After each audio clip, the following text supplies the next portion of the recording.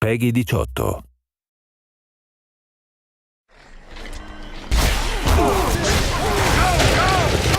I enjoy making the sounds for these things. Maybe it's a bit of a macabre career choice, but there's always a new way to make somebody die.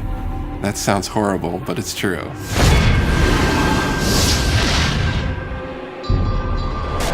Hunted is about the sense of being lost in the world. And not like literally lost, where you need a map, but just lost in the way that you get overcome and you really believe that you're there. The goal for me is to try and get the player to be excited about what's around the corner. You know, what's happening next? What can I find? What's gonna make the hairs on the back of my neck tingle? You know, we talk about that a lot with the music. The vibe of the score is powerful. I mean, if you look at the main characters of the game, even the female, she's pretty, with it, pretty brutish looking, very strong, powerful. So I wanted to convey that in the music. So there's a lot of choir, a lot of brass, and a lot of percussion. And as far as modern elements go, I've created a decent amount of sounds for the score to help convey an uneasiness in the world and in the levels that they traverse through in the game. I'm never gonna say no to that. I mean, there's a lot of weaponry, a lot of spell casting, and a lot of hyper crazy kind of sound, but in general, the overall approach is very ambient and kind of creepy, maybe a little bit horror in places. I mean, I'm a big fan of bowing anything, like a cello bow, whether it be a metal tin, a gate, a pot from the kitchen, and you pitch them real low down and you put some reverb and delay on it, and it creates a decent tension for the game.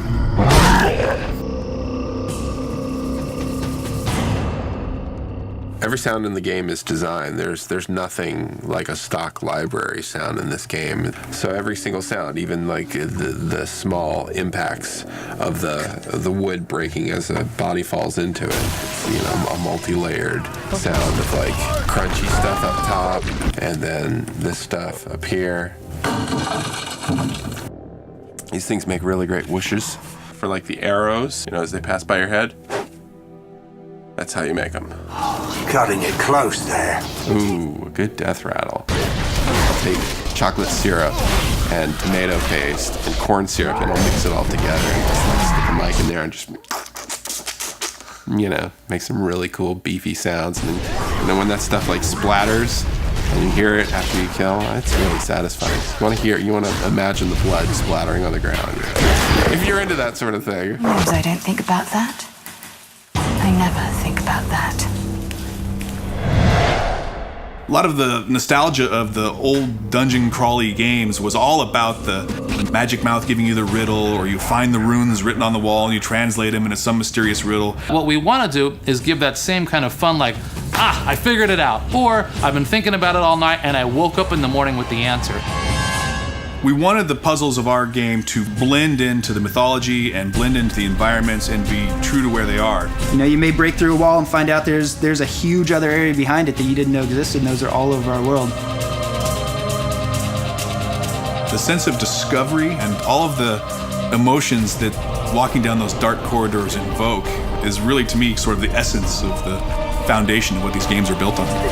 Because your responsibility is to give people what they're looking for, but once you've done that, and then you got to give them some things they didn't expect.